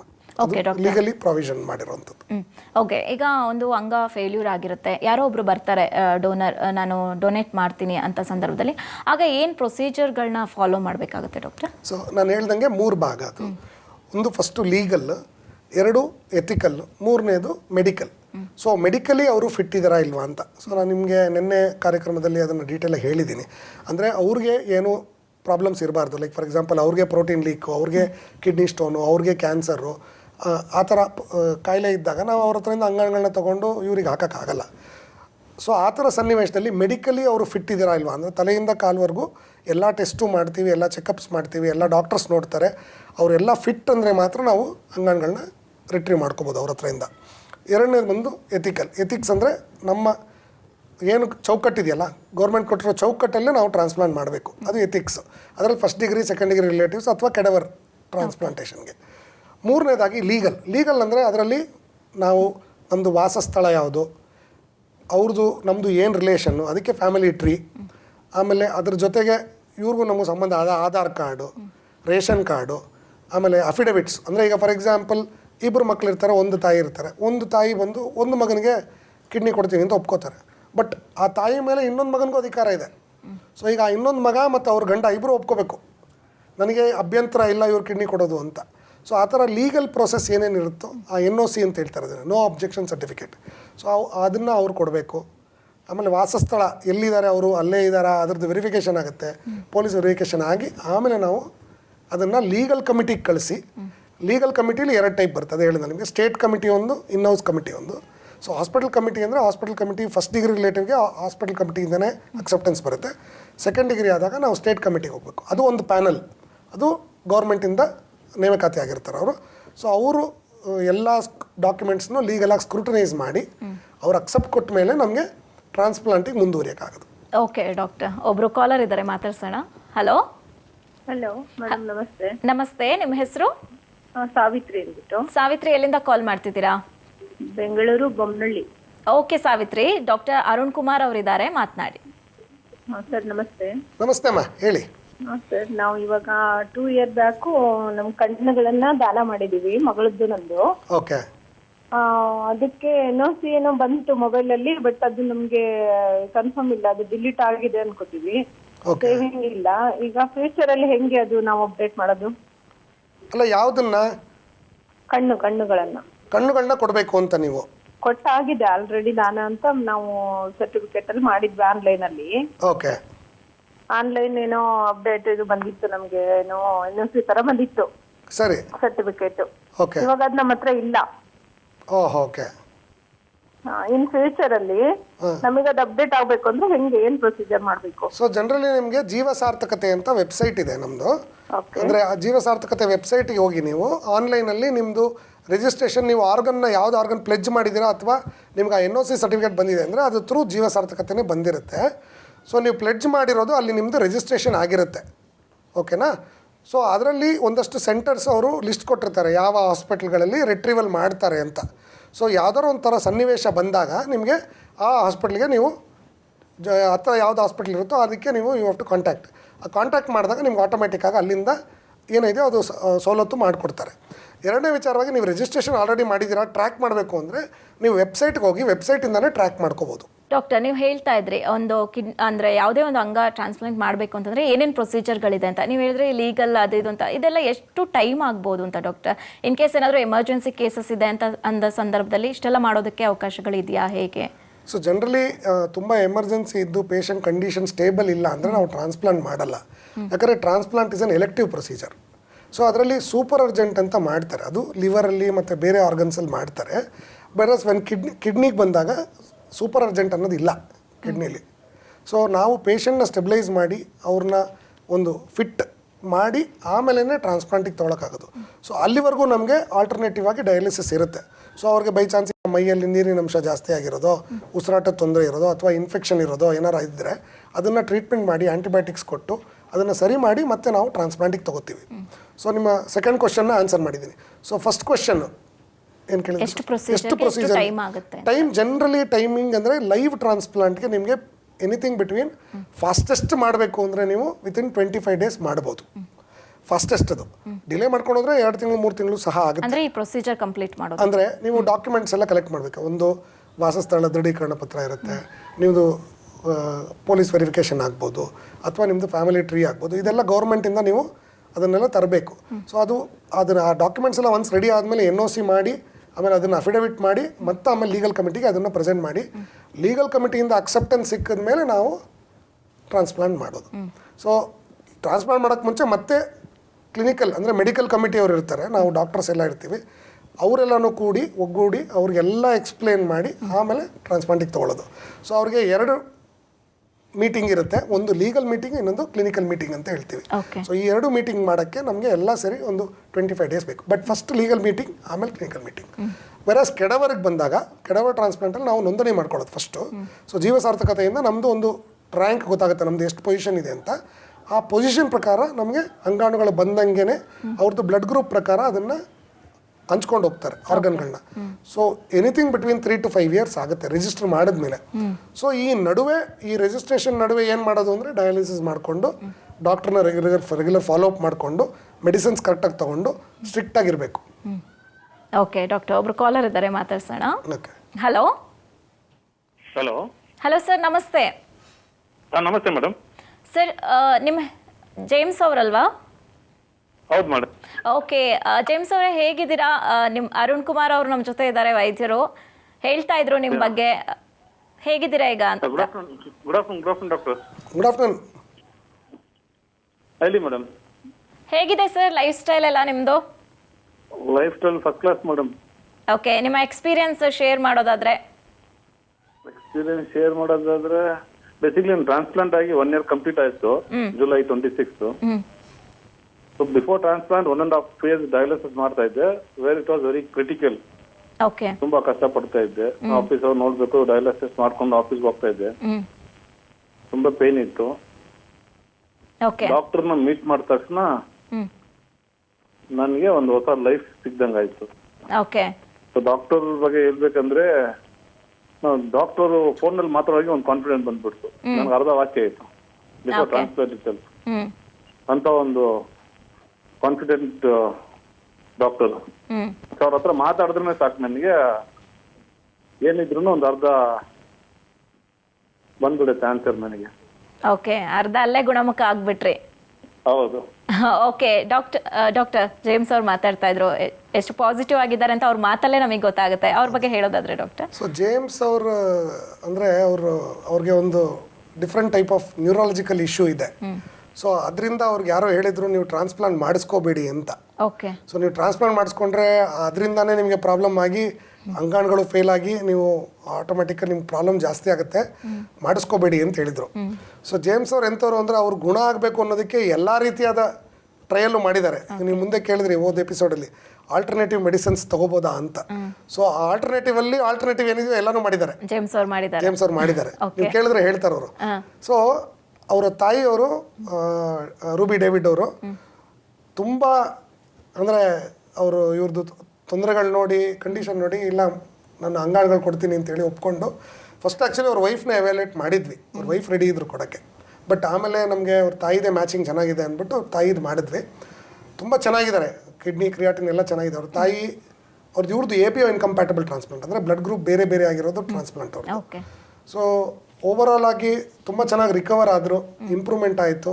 ಸ್ವಲ್ಪ 2-3 ಸತಿ ಇನ್ಫೆಕ್ಷನ್ ಆಗಿತ್ತು, ಅದು ಗುಣಮುಖರಾಗಿದ್ದಾರೆ. ಬಟ್ ಏನಂದ್ರೆ ಓವರಾಲ್ ಏನು ಹೇಳಬೇಕು ಅಂದರೆ ಇದು one of the unique kind of transplant. ಇವ್ರಿಗೆ ಕಿಡ್ನಿಗಿಂತ ಜಾಸ್ತಿ ನ್ಯೂರಾಲಜಿಕಲ್ ಇಶ್ಯೂಸ್ ಜಾಸ್ತಿ ಇತ್ತು. ಓಕೆ. ಸೊ ಅದು ನೀವು ಕೇಳಿದ್ರೆ ಹೇಳ್ತಾರೆ ಅವರು. ಲೈನಲ್ಲಿ ಇದ್ದಾರೆ ಡಾಕ್ಟರ್, ಒಂದ್ಸತಿ ಮಾತಾಡ್ಸಿ. ಜೇಮ್ಸ್ ಅವರೇ, ನಿಮ್ಮದು ನ್ಯೂರಾಲಜಿಕಲ್ ಇಶ್ಯೂ ಮತ್ತೆ ನಿಮಗೆ ಡಾಕ್ಟರ್ ಏನು ಹೇಳಿದ್ರು ಹೇಳಿ. ಹಾ ಡಾಕ್ಟರ್, ನನಗೆ ಫಸ್ಟ್ ಮೋಟಾರ್ ನ್ಯೂರಾನ್ ಡಿಸೀಸ್ ಅಂತ ಕನ್ಸಿಡರ್ ಮಾಡಿದ್ರು ನಿಮ್ನಲ್ಲಿ. ನಂತರ ನನ್ಗೆ ನರ್ವ್ ಪ್ರಾಬ್ಲಮ್, ನನಗೆ ವೇರ್ ಮೈ ಫಿಂಗರ್ಸ್ ಆಕ್ಷನ್ಸ್ ಬರಲ್ಲ ನನಗೆ. ಓಕೆ. ಸೊ ಅದು ಒಂಥರ ಚಾಲೆಂಜ್ ಇತ್ತು. ನಾನು CMC ಹೋಗಿದ್ದೆ, ಬ್ಯಾಪ್ಟಿಸ್ಟ್ ಹೋಗಿದ್ದೆ, ಬೇರೆ ಇನ್ನೊಂದು ಲೋಕಲ್ ಕ್ಲಿನಿಕ್ ತುಂಬಾ ನೋಡಿದ್ದೀನಿ. ಬಟ್ ಎಲ್ಲ ಕಡೆ ಅದು ಏನ್ ಮಾಡಕ್ಕಾಗಲ್ಲ, ಕಷ್ಟ ಅಂತಾನೆ ಹೇಳ್ತಾ ಇದ್ರು. Even if I get transplant ಅದು ಸ್ವಲ್ಪ ಚಾಲೆಂಜಿಂಗ್ ಇರುತ್ತೆ ಅಂತ. ಓಕೆ. ಸೊ CMC ನಲ್ಲಿ 2-3 ಸತಿ ಟ್ರೈ ಮಾಡಿದೆ, ಡೈರೆಕ್ಟ್ ಆಗಿ ಹೇಳ್ಬಿಟ್ರು ಆಗೋದೇ ಇಲ್ಲ, ಡಯಾಲಿಸಿಸ್ ಮೇಲೆ ಲೈಫ್ ಕಲಿಬೇಕಂತ. ಸೊ ಡಾಕ್ಟರ್ ನೋಡಿದ ತಕ್ಷಣ ಅದೆಲ್ಲ ಏನಿಲ್ಲ ಅಂತ ನಾನು ಫಸ್ಟ್ ನರ್ವ್ ಸಿಸ್ಟಮ್ ನ ಚಾಲೆಂಜ್ ಮಾಡ್ಕೊಂಡು ತಗೊಂಡ್ ಮಾಡಿದ್ರು. ಓಕೆ. ಸೊ ಇದರಲ್ಲಿ ಚಾಲೆಂಜ್ ಏನಿತ್ತು ಅಂದರೆ ಅವ್ರಿಗೆ ಆ ಮೋಟಾರ್ ನ್ಯೂರಾನ್ ಡಿಸೀಸ್ ಅನ್ನೋದು ಇಸ್ ಅ ಪ್ರೋಗ್ರೆಸಿವ್ ಪ್ರಾಬ್ಲಮ್. ಅಂದರೆ ಅದು ಆ್ಯಂಟಿಬಾಡಿ ಉತ್ಪತ್ತಿ ಆಗಿರೋದ್ರಿಂದ ಬರುವಂಥ ಪ್ರಾಬ್ಲಮ್ಮು. ಸೊ ಆ ಪ್ರಾಬ್ಲಮ್ನ ಇವ್ರ ಫ್ಯಾಮಿಲಿ ಫುಲ್ ಕೂತ್ಕೊಂಡು ಎಕ್ಸ್ಪ್ಲೇನ್ ಮಾಡಿದಾಗ ಅವರು ಅದನ್ನು ಎಷ್ಟು ಸ್ಟ್ರಾಂಗ್ ಆಗಿ ತೊಗೊಂಡ್ರು. ಇಲ್ಲ ಸರ್ ಡಾಕ್ಟರ್ ಮಾಡಿ, ನಾವು ನೋಡ್ಕೋತೀವಿ ಅಂತ ಹೇಳಿದರು. ಸೊ ಬರೀ ನಾವು ಮಾತ್ರ ದೃಢ ಸಂಕಲ್ಪ ಮಾಡೋದು ಇಂಪಾರ್ಟೆಂಟ್ ಅಲ್ಲ, ಪೇಷಂಟ್ಸು ಮಾಡೋದು ತುಂಬ ಮುಖ್ಯ. ಸೊ ಅವ್ರು ಇಲ್ಲ ಡಾಕ್ಟರ್ ನಮ್ಗೆ ಎಲ್ಲ ಕಡೆ ನೆಗೆಟಿವೇ ಹೇಳಿದ್ದಾರೆ, ನೀವು ಮಾಡ್ತೀನಿ ಅಂದರೆ ನಾವು ಮಾಡಿಸ್ಕೋತೀವಿ ಅಂತ ಹೇಳಿದರು. ಸೊ ಎಷ್ಟೊಂದು ಕಡೆ ಅವ್ರಿಗೆ ನಾವು ಮಾಡಲ್ಲ ಟ್ರಾನ್ಸ್ಪ್ಲಾಂಟು, ಮಾಡೋದು ಬೇಡ ಅನ್ನೋದು ನಿಟ್ಟಿನಲ್ಲಿ ನಾನು ಸ್ವಲ್ಪ ನೆಗೆಟಿವ್ ಕೌನ್ಸಿಲಿಂಗ್ ಮಾಡಿದ್ರು. ಬಟ್ ನಾವು ಇರೋ ವಿಷಯನೇ ಹೇಳಿದ್ವಿ. ಬಟ್ ನಾವು ಟ್ರೈ ಮಾಡೋಣ ಅಂತೇಳಿ ಮಾಡಿದ್ವಿ. ಸಕ್ಸಸ್ ಆಯಿತು. ಈಗ ಕಂಫರ್ಟಬಲ್ ಆಗಿದ್ದಾರೆ, ಚೆನ್ನಾಗಿದ್ದಾರೆ. And he is gone back to his work. That is very important. ಹೌದು. ಎಸ್ ಜೇಮ್ಸ್ ಅವರೇ, ಡಾಕ್ಟರ್ ಹೇಳ್ತಿದ್ರು ನೀವು ತುಂಬಾ ಆಲ್ಟರ್ನೇಟಿವ್ ಮೆಡಿಸಿನ್ಸ್ ಎಲ್ಲ ತಗೊಂಡಿದ್ದೀರಾ ಇದಕ್ಕೂ ಬಿಫೋರ್ ಅಂತ. ಏನೇನ್ ಮಾಡಿದ್ರಿ ಆ ಟೈಮಲ್ಲಿ ಅಂತ ಹೇಳ್ಬೋದಾ? ಮೆಡಿಸಿನ್ಸ್ ಎಲ್ಲಿ ಒಂದೊಂದು ಡಾಕ್ಟರ್ ಯಾರು ಹೇಳ್ತಾರ ಆ ಡಾಕ್ಟರ್ ಹತ್ರ ಹೋಗ್ಬಿಡ್ತೀನಿ ಮೇಡಮ್. ಅವ್ರು ಏನೇನ್ ಮೆಡಿಸಿನ್ ಕೊಡ್ತಾರ ಅದೆಲ್ಲ ತಗೊಳ್ತೀನಿ. ಈವನ್ ಹೋಮಿಯೋಪತಿಕ್ ಟ್ರೈ ಮಾಡಿದ್ದೀನಿ. ಓಕೆ. ಆಯುರ್ವೇದಿಕ್ನು ನಾನು ನರ್ವ್ ಸಿಸ್ಟಮ್ಗೆ ಆಯುರ್ವೇದಿಕ್ನು ತುಂಬಾ ತಗೊಂಡಿದ್ದೆ. ಈ ಕಿಡ್ನಿಗೆ ಬರುವಾಗ ಮೆಡಿಸಿನ್ಸ್ ಟ್ಯಾಬ್ಲೆಟ್ಸ್, ಅದು ನಾರ್ಮಲ್ ಟ್ಯಾಬ್ಲೆಟ್ಸ್ ಕ್ಲಿನಿಕ್ಸ್ ನಲ್ಲಿ ಹೇಳ್ತಾರಲ್ಲ ಅದೆಲ್ಲ ತಿಂತಾ ಇದೆ. ಆಮೇಲೆ CMC ನಲ್ಲಿ ರೆಗ್ಯುಲರ್ ಆಗಿ CMC ಹೋಗ್ತಾ ಇದ್ದಾನೆ, ವೆಲ್ಲೂರು, ತಮಿಳ್ನಾಡು. ಓಕೆ. ಸೊ ಅಲ್ಲೂ ನನಗೆ ಪ್ರಾಪರ್ ಆಗಿ ಲೈಫ್ ಟೈಮ್ ಟ್ರೀಟ್ಮೆಂಟ್, ಡಯಾಲಿಸಿಸ್ ಮತ್ತೆ ಟ್ಯಾಬ್ಲೆಟ್ಸ್ ಕೊಡ್ತು. ನಾನು ಪ್ರತಿ ಸತಿ ಅಲ್ಲಿ ಹೋಗುವಾಗ ನನಗೆ ಒಂದು 50,000 to 60,000 ಆಗುತ್ತೆ ಟ್ಯಾಬ್ಲೆಟ್ಸ್ ಮಾತ್ರ ಮಂತ್ಲಿ. ಅಷ್ಟು ಟ್ಯಾಬ್ಲೆಟ್ಸ್ ಕೊಡ್ತಾ ಇದ್ರು. ಸೊ ಹಂಗೆಲ್ಲ ಕಡ್ದು ಏನೋ ಒಂದು ಕಾನ್ಫಿಡೆಂಟ್ ಡಾಕ್ಟರ್ ಮೂಲಕ ನನಗೆ ಮದುವೆ ಹೊಸ ಜೀವನನೇ ಸಿಕ್ಕಿದೆ. ಓಕೆ. ಜೇಮ್ಸ್ ಅವರೇ, ಅನಿಮಲ್ ಟ್ರೀಟ್ಮೆಂಟ್ ಮಾಡಿದ್ರಲ್ಲ ಅದನ್ನ ಹೇಳಲಿಲ್ಲ ನೀವು. ಓಕೆ, ಹೇಳಿ ಜೇಮ್ಸ್ ಅವರೇ, ಹೇಳ್ಬೋದಾ? ಅದೇ ನಾನು ಸ್ವಲ್ಪ ಅದು ಸ್ವಲ್ಪ ಕಡೆ ಆಯುರ್ವೇದಿಕ್ ಕಡೆ ಅದೆಲ್ಲ ಕೊಟ್ರು ತಿನ್ನಕ್ಕೆ, ಅದೆಲ್ಲ ತಿನ್ಬೇಕಂತ. ಯೂಸ್ ಆಯ್ತು ಅನ್ನಿಸ್ತಾ ನಿಮಗೆ ಆ ಟೈಮಲ್ಲಿ? ಯಾವ್ದು ಮೇಡಮ್? ಅಂದ್ರೆ ಆತರ ಟ್ರೈ ಮಾಡಿದ್ದು ಯಾವ್ದು ನನಗೆ ಏನನ್ನ ಮಾಡಿದೀನಿ, ಯಾವ್ದು ನನಗೆ ವರ್ಕೌಟ್ ಆಗಿಲ್ಲ. ಓಕೆ. ಓಕೆ ಜೇಮ್ಸ್ ಅವರೇ, ಲೈನಲ್ಲಿ ಇದ್ದೀರಾ? ಓಕೆ, ಥ್ಯಾಂಕ್ ಯು ಜೇಮ್ಸ್ ಅವರೇ. ತುಂಬ ನಿಮ್ಮ ಮಾತನ್ನ ಕೇಳಿದ್ರೆ ಟ್ರಾನ್ಸ್ಪ್ಲಾಂಟ್ ಮಾಡಿಸ್ಕೊಂಡಂಥವ್ರಿಗೆ ಒಂದು ರೀತಿಯಾಗಿ ಆದರ್ಶವಾಗಿದೆ. ಹಿಂಗೆ ಲೈಫ್ ಲಾಂಗ್ ಚೆನ್ನಾಗಿರಿ, ಆರೋಗ್ಯವಾಗಿರಿ, ನಿಮ್ಮ ಆರೋಗ್ಯನ ನೋಡ್ಕೊಳ್ಳಿ ಚೆನ್ನಾಗಿ. ಓಕೆ ಥ್ಯಾಂಕ್ ಯು ಜೇಮ್ಸ್ ಅವರೇ ಇಷ್ಟೊತ್ತು ನಮ್ಮ ಜೊತೆ ಮಾತಾಡಿದಕ್ಕೆ. ಇಷ್ಟೊತ್ತು ಈ ಅಂಗಾಂಗ ದಾನದ ಬಗ್ಗೆ ಸಾಕಷ್ಟು ಮಾಹಿತಿಯನ್ನು ವೈದ್ಯರು ತಿಳಿಸ್ಕೊಡ್ತಾ ಇದ್ರು. ಹಾಗೆ ವೈದ್ಯರೇ ನಮ್ಮ ಡಾಕ್ಟರ್ ಅರುಣ್ ಕುಮಾರ್ ಅವರು ಟ್ರೀಟ್ ಮಾಡಿದಂತಹ ಜೇಮ್ಸ್ ಅವರು ಕೂಡ ಈಗ ನಮಗೆ ಕಾಲ್ ಮಾಡಿದ್ರು, ಅವರ ಎಕ್ಸ್ಪೀರಿಯನ್ಸ್ ಅನ್ನ ನಮ್ಮ ಜೊತೆ ಶೇರ್ ಮಾಡ್ಕೊಳ್ತಾ ಇದ್ರು. ಅದ್ರ ಬಗ್ಗೆ ನಾನು ವೈದ್ಯರ ಜೊತೆ ಮಾತಾಡ್ತೀನಿ ಅಂತ ಹೇಳಿದ್ದೆ. ಯಾಕಂತಂದ್ರೆ ಡಾಕ್ಟರ್ ಅವರು ಹೇಳ್ತಾ ಇದ್ರು ತುಂಬಾ ಟ್ರೀಟ್ಮೆಂಟ್ಗಳನ್ನ ನಾನು ಮುಂಚೆ ತಗೊಂಡಿದ್ದೀನಿ ಈ ಒಂದು ಅಂಗಾಂಗ ದಾನದ ಅದಕ್ಕೂ ಮುಂಚೆ ಅಂತ ಅಂದ್ಬಿಟ್ಟು ಅಂತ ಏನೇನು ಟ್ರೀಟ್ಮೆಂಟ್ ತಗೊಂಡಿದ್ರು. ಆಮೇಲೆ ಈ ಥರ ತುಂಬ ಅಂದರೆ ಏನೇನೋ ಬೇರೆ ಗೈಡ್ ಮಾಡೋದು, ಬೇರೆ ಬೇರೆ ಟ್ರೀಟ್ಮೆಂಟನ್ನು ತಗೊಳ್ಳೋದಿದ್ರು ತುಂಬ ಜನ ಮಾಡ್ತಾನೆ ಇರ್ತಾರೆ ಅಂಥವ್ರಿಗೆ ಏನು ಹೇಳ್ತೀರಾ ಡಾಕ್ಟರ್? ಸೊ ಜನರಲಿ ಯಾವುದೇ ಟ್ರೀಟ್ಮೆಂಟ್ ಸರಿ ತಪ್ಪು ಅಂತ ಜಡ್ಜ್ ಮಾಡೋದು ನಮ್ಮ ಇದಲ್ಲ. ಸೊ ಅದ್ರದ್ದಾಗಿ ಸೈನ್ಸ್ ಇರುತ್ತೆ. ಫಾರ್ ಎಕ್ಸಾಂಪಲ್ ಈಗ ಆಯುರ್ವೇದಿಕ್ ಆದರೆ ಅದು ಓದಿರೋರ ಬಗ್ಗೆ ಅವರು ಹೇಳ್ಬೋದು. ಬಟ್ ನಾವು ಜನರಲಿ ನೋಡೋದೇನು ಅಂದರೆ ಆಲ್ಟರ್ನೇಟಿವ್ ಮೆಡಿಸನ್ನಿಂದಾಗಿ ಕಿಡ್ನಿ ರೋಗಗಳು ಇಂಪ್ರೂವ್ ಆಗೋ ಚಾನ್ಸಸ್ ತುಂಬ ಕಡಿಮೆ. ಎಲ್ಲೋ ಒಂದು ಅಲ್ಲಿ ಇಲ್ಲಿ 2 ಆಗ್ತವೆ. ಅದು ಅಕ್ಯೂಟ್ ಕಿಡ್ನಿ ಇಂಜುರಿ ಅಥವಾ recoverable problems. Most of it ಈ ಕ್ರಾನಿಕ್ ಕಿಡ್ನಿ ಡಿಸೀಸ್ಗೆ ಮಾಡಿದಾಗ ಏನಾಗುತ್ತೆ, ಸ್ವಲ್ಪ ಜನ ಈಗ ನೀವು ಟಿ ವಿಯೆಲ್ಲ ಬರುತ್ತೆ ಚಾನಲ್ಗಳು, ಡಯಾಲಿಸಿಸಿಂದ ಮುಕ್ತ ಮಾಡಿಸ್ಬಿಡ್ತೀವಿ ನಿಮ್ಮನ್ನ, ಅದು ಬ್ಲಡ್ ಸಪ್ಲೈ ಕಮ್ಮಿ ಇದೆ ಕಿಡ್ನಿಗೆ, ಬ್ಲಡ್ ಸಪ್ಲೈ ಕೊಟ್ಬಿಟ್ರೆ ಸರಿ ಹೋಗುತ್ತೆ ಅಂತೆಲ್ಲ ಮಾಡ್ತಾರೆ. ಸೊ ಅದೆಲ್ಲ ಒಂದು ಪ್ರಾಬ್ಲಿ ಮೂಢನಂಬಿಕೆಗಳು ಅಂತ ಹೇಳ್ಬೋದು. ಸೈನ್ಸ್ ವಿಚಾರವಾಗಿ ಕೂತ್ಕೊಂಡು ನಾವು ನೋಡಿದಾಗ ನಮ್ಮದು ಮೂಢನಂಬಿಕೆ ಅಂತ ಅನಿಸುತ್ತೆ. ಬಟ್ ಕಂಪ್ಲೀಟಾಗಿ ತಿರಸ್ಕರಿಸ್ಬೇಕು ಅಂತ ಹೇಳಲ್ಲ. ಬಟ್ ಅದನ್ನೆಲ್ಲ ಮಾಡೋಕ್ಕೆ ಮುಂಚೆ ಸ್ವಲ್ಪ ದೀರ್ಘವಾಗಿ ಆಲೋಚನೆ ಮಾಡಿ ಅದ್ರ ಮಾಡೋದ್ರಿಂದ ಏನು ಪರಿಣಾಮಗಳು ಏನೇನು ಅಂತ ನೋಡ್ಕೊಂಡಾದ್ಮೇಲೆ ಕೈ ಹಿಡಿಯೋದು ಒಳ್ಳೆಯದು. ಈಗ ಆಲ್ಟರ್ನೇಟಿವ್ ಮೆಡಿಸನ್ ಅಂದರೆ ಎಲ್ಲ ಇದೆ. ಹೋಮಿಯೋಪತಿ, ನೇಟಿವ್ ಮೆಡಿಸನ್ಸು, ನಾಟಿ ಔಷಧಿ, ಸಿದ್ಧ ಎಲ್ಲ ಇದೆ. ಸೊ ಮೋಸ್ಟ್ ಆಫ್ ಇಟ್ಟಲ್ಲಿ ಏನು ಯೂಸ್ ಮಾಡ್ತಾರೆ, ಹೆವಿ ಮೆಟಲ್ಸು ಅಥವಾ ಹೈಪರ್ ಫಿಲ್ಟ್ರೇಷನ್ ಮಾಡೋದು ಅಂತ ಹೇಳ್ತಾರೆ ಕಿಡ್ನಿಗೆ. ಅಂದರೆ ಈಗ ಹೆಂಗೆ ಹೇಳ್ಬೋದು ಅಂದರೆ, ನಿಮಗೆ ಸಿಂಪಲ್ ಎಕ್ಸಾಂಪಲ್ ಹೇಳ್ಬೋದು ಅಂದರೆ, ಒಂದು ಕುದುರೆ ಓಡ್ತಾ ಇದೆ, ಆ ಕುದುರೆಗೆ 2 ಕಾಲು ಫ್ರ್ಯಾಕ್ಚರ್ ಆಗಿದೆ. ಸೊ ನೀವು ಆ ಕುದುರೆಗೆ ಮತ್ತೆ ಚಾಟಿ ಏಟ್ ಕೊಟ್ಟು ಓಡಿಸೋದು ಅಂದರೆ ಎಷ್ಟುವರೆಗೂ ಓಡುತ್ತೆ, ಅದಕ್ಕೆ ಕಾಲು ಮುರಿಯೋವರೆಗೂ ಓಡುತ್ತೆ. ಕಾಲು ಮುರಿದ ಮೇಲೆ ಕೂತ್ಕೊಳ್ತಾರೆ. ನೀವು ಏನು ಚಾಟಿ ಏಟ್ ಹೊಡೆದ್ರೂ ಅದಕ್ಕೆ ಓಡೋಕ್ಕಾಗಲ್ಲ. ಸೊ ಆ ಥರ ಸನ್ನಿವೇಶ ಏನಾಗುತ್ತೆ, ಹೈಪರ್ ಫಿಲ್ಟ್ರೇಷನ್ ಅಂತ ಹೇಳ್ತೀವಿ. So sometimes some of the medicines will have heavy metals. So ಅದನ್ನು ಯೂಸ್ ಮಾಡಿದಾಗ ಕಿಡ್ನಿ ಫಿಲ್ಟ್ರೇಷನ್ ಜಾಸ್ತಿ ಮಾಡೋಕ್ಕೆ ಶುರು ಮಾಡುತ್ತೆ. ಆ ತಾತ್ಕಾಲಿಕವಾಗಿ ಕ್ರಿಯಾಟಿನ್ ಸ್ವಲ್ಪ ಕಡಿಮೆ ಆಗುತ್ತೆ. ಆ ಕಡಿಮೆ ಆಗಿದ ತಕ್ಷಣ ಜನ ಏನು ಅನ್ಕೋತಾರೆ, ನಂದು ರಿಕವರ್ ಆಗೋಯ್ತು ಅನ್ನೋದು ನೋಡ್ತಾರೆ. ಬಟ್ ಬರೀ ಕ್ರಿಯಾಟಿನ್ ಕಮ್ಮಿ ಆಗೋದು ಅಷ್ಟೇ ಅಲ್ಲ ಕಿಡ್ನಿ ಇಂಪ್ರೂವ್ಮೆಂಟ್ ಅನ್ನೋದು. ಸೊ ಅದರಲ್ಲಿ ಹಾರ್ಮೋನಲ್ ಫಂಕ್ಷನ್ ಇದೆ ಕಿಡ್ನಿಗೆ, ಆ್ಯಸಿಡ್ ಬೇಸ್ ಫಂಕ್ಷನ್ ಇದೆ, ಎಕ್ಸ್ಟ್ರಾ ಗ್ಲೂಕೋಸ್ ಉತ್ಪತ್ತಿ ಮಾಡೋ ಫಂಕ್ಷನ್ ಇದೆ. ಸೊ ಎಲ್ಲ ಫಂಕ್ಷನ್ನು ರಿಟೈನ್ ಮಾಡೋದು ನಾರ್ಮಲ್ಸಿ. ಬಟ್ ಯಾವುದೋ ಒಂದು ಭಾಗ ಮಾತ್ರ ಸರಿ ಮಾಡಿಬಿಟ್ಟು ಸರಿ ಹೋಯ್ತು ಅಂತ ಅಂದ್ಕೊಳ್ಳೋದು ತಪ್ಪು. ಸೊ ಈ ತಪ್ಪು ಕಲ್ಪನೆ ಇಟ್ಕೋಬಾರ್ದು. ಒಂದಷ್ಟು ಜನ ಇನ್ನೂ ಲಿಮಿಟ್ ಕ್ರಾಸ್ ಮಾಡಿ ಆ್ಯನಿಮಲ್ ಟ್ರೀಟ್ಮೆಂಟ್ ಮಾಡ್ತಾರೆ. ಏನು ಡಾಕ್ಟರ್ ಹಂಗಂದ್ರೆ? ಸೊ ಏನು ಮಾಡೋದು ಅಂದರೆ, ಈ ಪಿಜನ್ನು ಕಾಗೆ ಹೊಡೆಯೋದು, ಲೈವ್ ಆಗಿ ಅದು ಕತ್ತರಿಸ್ಬಿಟ್ಟು ಅದ್ರ ಬ್ಲಡ್ ತೊಗೊಂಡು ಕುಡಿಯೋದು. ಆ್ಯನಿಮಲ್ಸ್, ವೈಲ್ಡ್ ಆ್ಯನಿಮಲ್ಸ್, ಸಿಗದೇ ಇರೋ ಆ್ಯನಿಮಲ್ಸು. ನನಗೆ ಪೇಷಂಟ್ ಬಂದು ಹೇಳೋದು ಕೇಳಿದ್ದೀನಿ, ಸರ್ ಟೈಗರ್ದು ರಕ್ತ ಕುಡಿದ್ರೆ ಸರಿ ಹೋಗುತ್ತಂತೆ ಅಂತ. ಈಗ ಟೈಗರ್ ರಕ್ತ ಎಲ್ಲಿ ಹುಡುಕ್ತೀರಿ ನೀವು? ಹೌದು. ಸೊ ಇದೆಲ್ಲ ಒಂಥರ ಅಂದರೆ ಒಂದು ಯಾರೋ ಒಬ್ಬರು ಏನೋ ಕೇಳಿರೋದನ್ನು ಇನ್ನೊಬ್ರಿಗೆ ಹೇಳಿ ಅದರಿಂದ ತಪ್ಪು ಕಲ್ಪನೆ ಕ್ರಿಯೇಟ್ ಮಾಡಿ ಅದರಿಂದ ಟ್ರೀಟ್ಮೆಂಟ್ ಮಾಡುವಂಥದ್ದು ಆಲ್ಟರ್ನೇಟಿವ್ ಥಾಟ್ ಪ್ರೊಸೆಸ್ ಅಂತ ಹೇಳ್ಬೋದು. ಟ್ರೀಟ್ಮೆಂಟ್ ಅಂತ ಹೇಳ್ಬಾರ್ದು, ಆಲ್ಟರ್ನೇಟಿವ್ ಥಾಟ್ ಪ್ರೊಸೆಸ್ ಅಂತ ಹೇಳ್ಬೋದು. ಸೊ ಇದರಲ್ಲಿ ಟ್ರೀಟ್ಮೆಂಟ್ ಇಲ್ಲ, ಆಲ್ಟರ್ನೇಟಿವ್ ಥಾಟ್ಸ್ ಅಷ್ಟೇ ಮಾತ್ರ. ಸೊ ಇದನ್ನೂ ಮಾಡ್ತಾರೆ ಒಂದಷ್ಟು ಜನ. ಸೊ ಈ ಟ್ರೀಟ್ಮೆಂಟ್ ಎಲ್ಲ ಮಾಡಿದಾಗ ಗುಣ ಆಗುತ್ತೆ ಅಂತ ಹೇಳಕ್ಕೆ ಬರಲ್ಲ. ಈಗ ಅನಿಮಲ್ಸಲ್ಲಿ ಕೊರೋನಾ ವೈರಸ್ ಇತ್ತು, ಮಂಕಿಯಿಂದ ಅದು ಬ್ಯಾಟಿಗೆ ಹೋಯ್ತು, ಬ್ಯಾಟಿಂದ ನಮಗೆ ಬಂತು ನನಗೆ. ಸೊ HIV ವೈರಸ್ಸು ಅಷ್ಟೇ, ಫಸ್ಟ್ ಮಂಕೀಸಲ್ಲಿ ಇದ್ದಿತ್ತು, ಅದು ಹ್ಯೂಮನ್ಸಲ್ಲಿ ಇರಲಿಲ್ಲ. ಸೊ ಈ ಥರ ನಾವು ಮಾಡಿದಾಗ ಅಲ್ಲಿರೋ ಕಾಯಿಲೆ ಹೊಸ ಕಾಯಿಲೆ ಬಂದು ಸೇರ್ಕೋಬೋದು ನಮಗೆ. ಸೊ ಈ ಥರದ್ದೆಲ್ಲ ಟ್ರೀಟ್ಮೆಂಟ್ಗಳು ಆಲ್ಟರ್ನೇಟಿವ್ ವಿತೌಟ್ ಬೇಸಿಸ್ ಇರೋವಂಥದ್ದು ಅವಾಯ್ಡ್ ಮಾಡೋದು ಒಳ್ಳೆಯದು ಅಂತ ನಂಗೆ ಅನ್ಸುತ್ತೆ. ಓಕೆ ಡಾಕ್ಟರ್, ಜೇಮ್ಸ್ ಅವರು ಅದೆಲ್ಲವನ್ನ ಟ್ರೈ ಮಾಡಿಕೊಂಡು ಫೈನಲಿ ನಿಮ್ಮ ಹತ್ರ ಬಂದಿದ್ರು. ಅವರ ಕಂಡೀಷನ್ ಹೇಗಿತ್ತು, ಆಮೇಲೆ ಇದು ಕೇಳಿದ ವಿಚಾರ ಯಾಕಪ್ಪ ಅಂತಂದರೆ, ಜನಕ್ಕೆ ಈ ಥರ ತುಂಬ ಜನ ಅಂದ್ಕೊಳ್ತಾ ಇರ್ತಾರೆ, ಯಾರೋ ಹೇಳಿದ್ನ ಕೇಳಿ ನಾವು ಹಿಂಗೆ ಮಾಡಿಬಿಟ್ರೆ ಗುಣಮುಖ ಆಗ್ತೀವಿ ಅಂತ ಅಂದ್ಬಿಟ್ಟು ಅಂತ. ಸೊ ಅದ್ರ ಬಗ್ಗೆ ಅವೇರ್ನೆಸ್ ತಿಳಿಸೋದಕ್ಕೋಸ್ಕರ ನಿಮ್ಮ ಜೊತೆ ಕೇಳಿದ್ದು ಡಾಕ್ಟರ್. ಹಾಗೆ ಜೇಮ್ಸ್ ಅವರು ಕೂಡ ನಿಮ್ಮ ಜೊತೆ ಬಂದಂಥ ಟೈಮಲ್ಲಿ ಇದೆಲ್ಲವನ್ನ ಕೂಡ ಎಕ್ಸ್ಪೆರಿಮೆಂಟ್ ಮಾಡ್ಕೊಂಡು ಬಂದಿದ್ರು. ಹೇಗಿತ್ತು ಅವರ ಕಂಡೀಷನ್, ಅವರ ಟ್ರೀಟ್ಮೆಂಟ್ ಹೇಗೆ ನಡೀತು ಅಂತ? ಸೊ ಅದೇ ಅವರು ಆಲ್ರೆಡಿ ಅವ್ರಿಗೆ ಒಂದು ನ್ಯೂರಾಲಜಿಕಲ್ ಇಶ್ಯೂ ಇದ್ದಿದ್ದರಿಂದ ನಮಗೆ ಏನು ಅಂದರೆ neurological issue plus renal issue plus alternative medicine ಮಾಡಿದಾಗ ಏನಾಗುತ್ತೆ, ಅವ್ರದ್ದು ಮಸಲ್ ವೀಕ್ನೆಸ್ಸು, ಜನರಲೈಸ್ಡ್ ಕಂಡೀಷನ್ ಎಲ್ಲ ಸ್ವಲ್ಪ ಕಡಿಮೆ ಇರುತ್ತೆ. ಸೊ ಅದನ್ನೆಲ್ಲ ಸ್ವಲ್ಪ ರಿಕವರ್ ಮಾಡಿ ನಾವು ಟ್ರಾನ್ಸ್ಪ್ಲಾಂಟ್ ಮಾಡಬೇಕಾಗುತ್ತೆ. So most of it all these alternative medicine try ಮಾಡಿದಾದ್ಮೇಲೆ ಹಿಮೋಗ್ಲೋಬಿನ್ ತುಂಬ ಕಡಿಮೆ ಇರುತ್ತೆ. ಸೊ ನಮಗೇನು ಚಾಲೆಂಜ್ ಅಂದರೆ ಬ್ಲಡ್ಡು ಕೊಡೋಕ್ಕಾಗಲ್ಲ. ಯಾಕಂದರೆ ಬ್ಲಡ್ ಕೊಟ್ಟಾಗ ಟ್ರಾನ್ಸ್ಪ್ಲಾಂಟ್ ಮಾಡೋದು ಕಷ್ಟ. ಯಾಕಂದರೆ ಬ್ಲಡ್ ಕೊಟ್ಟರೆ ನಮ್ಗೆ ಆಟೋಮೆಟಿಕಲಿ ಆ್ಯಂಟಿಬಾಡೀಸ್ ಉತ್ಪತ್ತಿ ಆಗುತ್ತೆ. ಈ ಆ್ಯಂಟಿಬಾಡೀಸ್ ಉತ್ಪತ್ತಿ ಆಗಿದ್ದ ಆ್ಯಂಟಿಬಾಡೀಸ್ ಏನಾಗುತ್ತೆ, ನಮ್ಮ ಅಂಗಾಣುಗಳು ಹಾಕಿರೋದಕ್ಕೆ ರಿಜೆಕ್ಷನ್ ಮಾಡುವ ಸಾಧ್ಯತೆಗಳಿದ್ದಾವೆ. ಸೊ ಆದ್ದರಿಂದ ನಾವು ಬ್ಲಡ್ ಕೊಡೋದು ಕಮ್ಮಿ ಮಾಡ್ತೀವಿ. ಸೊ ಮತ್ತೆ ಅವ್ರಿಗೆ ಇಂಜೆಕ್ಷನ್ ಕೊಟ್ಟು, ಐರನ್ ಇಂಜೆಕ್ಷನ್ ಕೊಟ್ಟು ಅವ್ರನ್ನ ಇಂಪ್ರೂವ್ಮೆಂಟ್ ಮಾಡೋದಿದೆಯಲ್ಲ, ಅದು ಸ್ವಲ್ಪ ಲೆಂದಿ ಪ್ರೊಸೆಸ್. ಸೊ ಇವರು ಅಂದರೆ ಜೇಮ್ಸ್ ಒಂದು ಎಕ್ಸಾಂಪಲ್ ಅಷ್ಟೇ. ಈ ಥರ ನಮಗೆ ರೆಗ್ಯುಲರಿ ಡೈಲಿ ಬರ್ತಾರೆ ಪೇಷಂಟ್ಸು. ಸರ್ ಇದನ್ನು ತೊಗೊಂಡಿದ್ದೆ, ಅದನ್ನು ಕುಡಿದೆ, ಯಾವುದೋ ಡ್ರಿಂಕ್ ಕುಡಿದೆ, ಅದರಲ್ಲಿ ಮಿರಾಕಲ್ ಆಗುತ್ತೆ ಅಂತ ಹೇಳ್ತಾರೆ. ಆಗುತ್ತಾ ಅಂತ ಕೇಳ್ತಾರೆ. ಬಟ್ ತೊಗೊಳ್ಳೋವಾಗ ಅವ್ರಿಗೆ ಅನಿಸುತ್ತೆ, ಓ ಈಗ ಚೆನ್ನಾಗಾಗ್ಬಿಟ್ಟಿದ್ದೀನಿ ಈಗ ಕ್ರಿಯಾಟಿನ್ ಅಂತ. But over a period of time it is a down hill task. ಒಂದು ಸತಿ ಜಾರಕ್ಕೆ ಶುರು ಮಾಡಿದ್ರೆ ಜಾರ ಬಂಡಿ ಇದ್ದಂಗೆ ಕೆಳಗೆ ಬಂದು ಬೀಳೋದು ಕೊನೆಗೆ. ಸೊ ಆ ಬಿದ್ದಾಗ ಅವ್ರಿಗೆ ರಿಯಲೈಸ್ ಆಗುತ್ತೆ, ಅಯ್ಯೋ ನಾವು ಇದು ಮಾಡಬಾರ್ದಿತ್ತು ಅಂತ. ತುಂಬ ಜನ ಎಕ್ಸ್ಪೀರಿಯನ್ಸ್ ಆದರೂ ಇನ್ನೊಂದು ಏನು ಪ್ರಾಬ್ಲಮ್ ಅಂದರೆ ಯಾರು ಶೇರ್ ಮಾಡ್ಕೊಡಲ್ಲ. ಚೆನ್ನಾಗಾಗಿದ್ದನ್ನು 10 ಪಟ್ಟು ಶೇರ್ ಮಾಡ್ತಾರೆ. ಚೆನ್ನಾಗಾಗಿಲ್ಲದೆ ಮಿಸ್ ಆಗಿ ಫೇಲ್ ಆಗಿ ಇದರಿಂದ ಹೆಚ್ಚು ಕಮ್ಮಿ ಆದವರು ಯಾರೂ ಹೊರಗಡೆ ಬಂದು ಒಪ್ಕೊಳ್ಳಲ್ಲ. ಸೊ ಈ ಆಲ್ಟರ್ನೇಟ್ ಮೆಡಿಸಿನ್ ತೊಗೊಂಡವ್ರು ಏನು ಹೇಳ್ತಾರೆ, ನೀವು ಪಥ್ಯ ಸರಿಗೆ ಮಾಡಿಲ್ಲ ಅಂತ ಹೇಳಿದ ತಕ್ಷಣ ಇವರು ಹೌದೌದು ಪಥ್ಯ ಸರಿಗೆ ಮಾಡಿಲ್ಲ ಅಂತ ಬಿಟ್ಬಿಡ್ತಾರಲ್ಲೇ. ಸೊ ಈ ಮಲ್ಟಿಪಲ್ ಫೆಸೆಟ್ಸ್ ಇದೆ ಇದಕ್ಕೆ. ಯಾವುದೋ ಒಂದು ಫೆಸೆಟಲ್ಲಿ ಎಕ್ಸ್ಪ್ಲೈನ್ ಮಾಡೋಕ್ಕಾಗಲ್ಲ ಇದನ್ನು. But generally most of it ನಮಗೆ ಟ್ರಾನ್ಸ್ಪ್ಲಾಂಟ್ ಮಾಡುವಾಗ ಈ ಆಲ್ಟರ್ನೇಟ್ ಮೆಡಿಸಿನ್ ತೊಗೊಂಡಿರೋರಿಗೆ ಚಾಲೆಂಜಸ್ ಇದೆ. ಬ್ಲಡ್ ಕೊಡೋದು, ಅವ್ರದ್ದು ಜನರಲ್ ಕಂಡೀಷನ್ನು, ಪ್ರೋಟೀನ್ ಡೆವಲಪ್ಮೆಂಟ್ ಅದೆಲ್ಲ ತುಂಬ ಕಮ್ಮಿ ಇರುತ್ತೆ. ಓಕೆ ಡಾಕ್ಟರ್, ನಾವು ಕೇಳ್ಪಟ್ವಿ ಈ ಆರ್ಗನ್ ಡೊನೇಷನಲ್ಲಿ ಅತಿ ಹೆಚ್ಚು ಡೊನೇಟ್ ಆಗಿರುವಂಥದ್ದೇ ಕಿಡ್ನಿ ಅಂತಂದ್ಬಿಟ್ಟು ಅಂತ.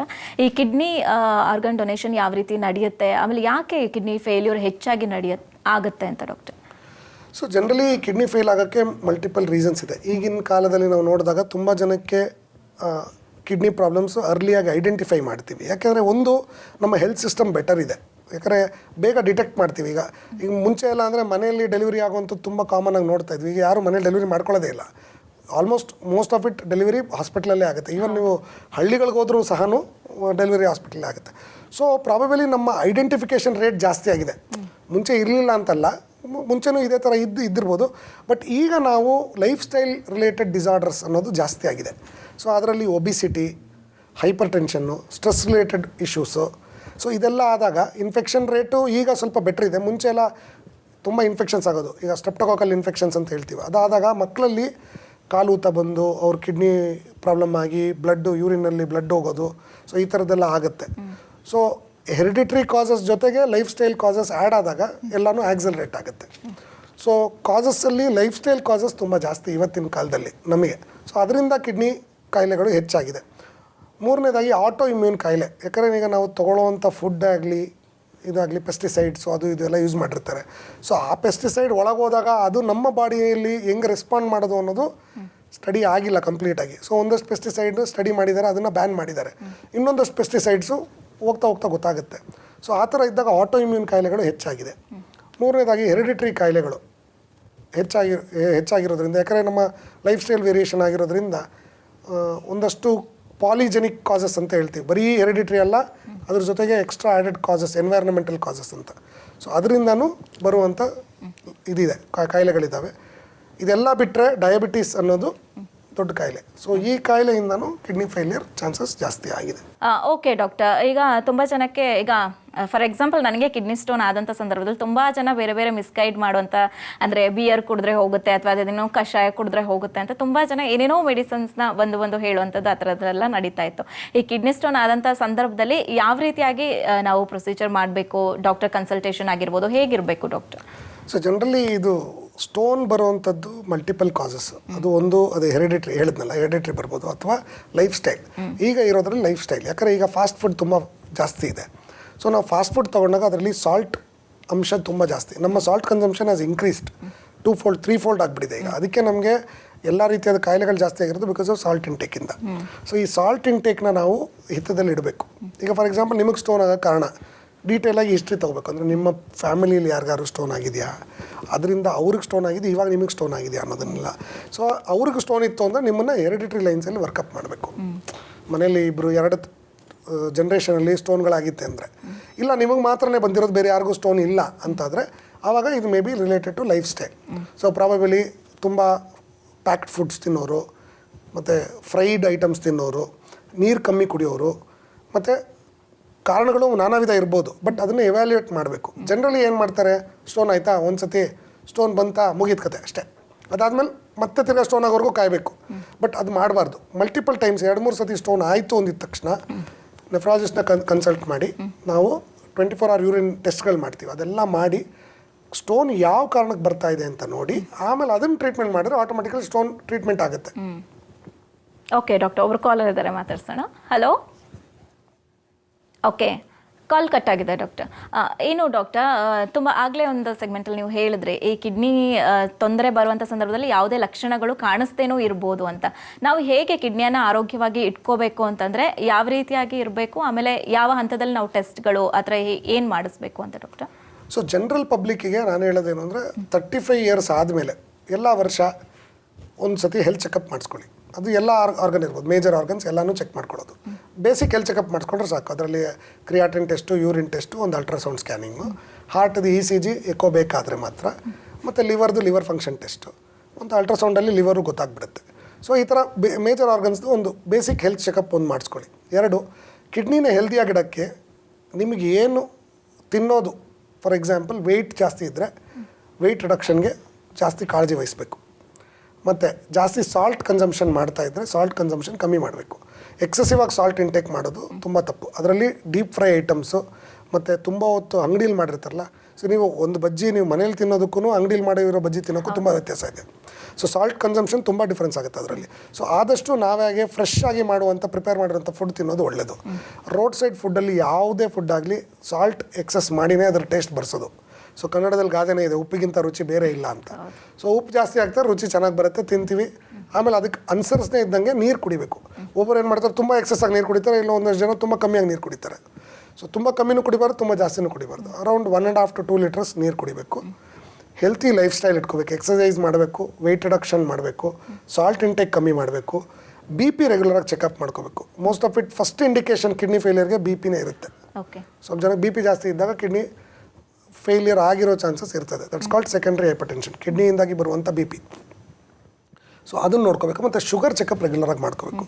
ಸೊ ಸೆಡೆಂಟ್ರಿ ಲೈಫ್ ಸ್ಟೈಲ್ ಇರೋರು, ಅಂದರೆ ಹೈ ರಿಸ್ಕ್ ಇರೋರು ಯಾರ್ಯಾರು, ಬರೀ ಆಫೀಸಲ್ಲೇ ಕೆಲಸ ಮಾಡೋರು, ಹೊರಗಡೆ ಓಡಾಡದೇ ಇರೋರು, ಸೆಡೆಂಟ್ರಿ ಲೈಫ್ ಸ್ಟೈಲ್ ಅಂತ ಹೇಳ್ತೀವಿ ಅಂಥವ್ರು, ಅಥವಾ ಸ್ವಲ್ಪ ಏಜ್ ಆಗಿರೋರು, ಅವರು ಅಷ್ಟೇ ಸ್ವಲ್ಪ ವಾಕಿಂಗ್ ಎಲ್ಲ ಮಾಡೋಕ್ಕಾಗಲ್ಲ, ಕಾಲು ನೋವು ಮಂಡಿ ನೋವು ಅಂತ.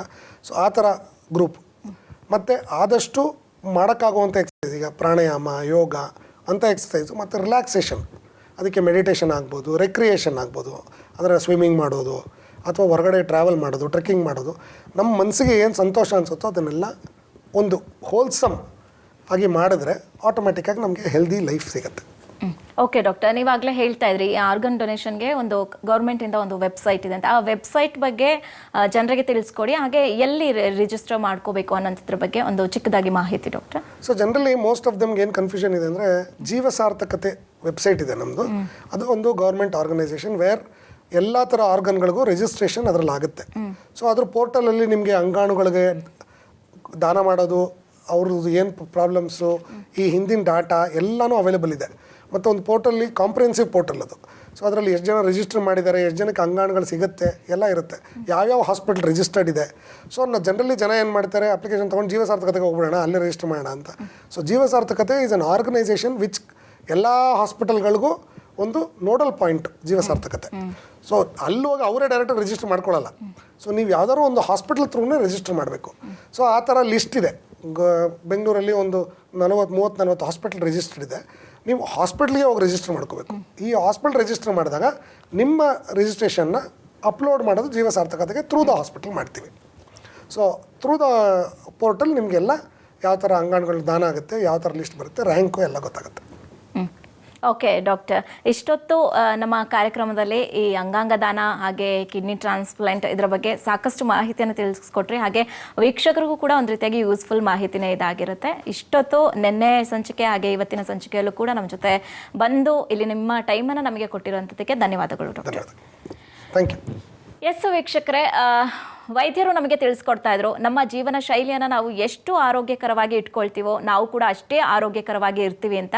ಅಷ್ಟೇ ಅಲ್ಲದೆ ಈ ಅಂಗಾಂಗ ದಾನದ ಮಹತ್ವವನ್ನು ಕೂಡ ತಿಳಿಸ್ಕೊಟ್ರು. ಇದರ ಬಗ್ಗೆ ಇರುವಂಥ ತಪ್ಪು ತಿಳುವಳಿಕೆ, ಜನ ಏನೇನು ಅಂದ್ಕೊಂಡಿದ್ದಾರೆ ಅದೆಲ್ಲವೂ ಕೂಡ ತಪ್ಪು.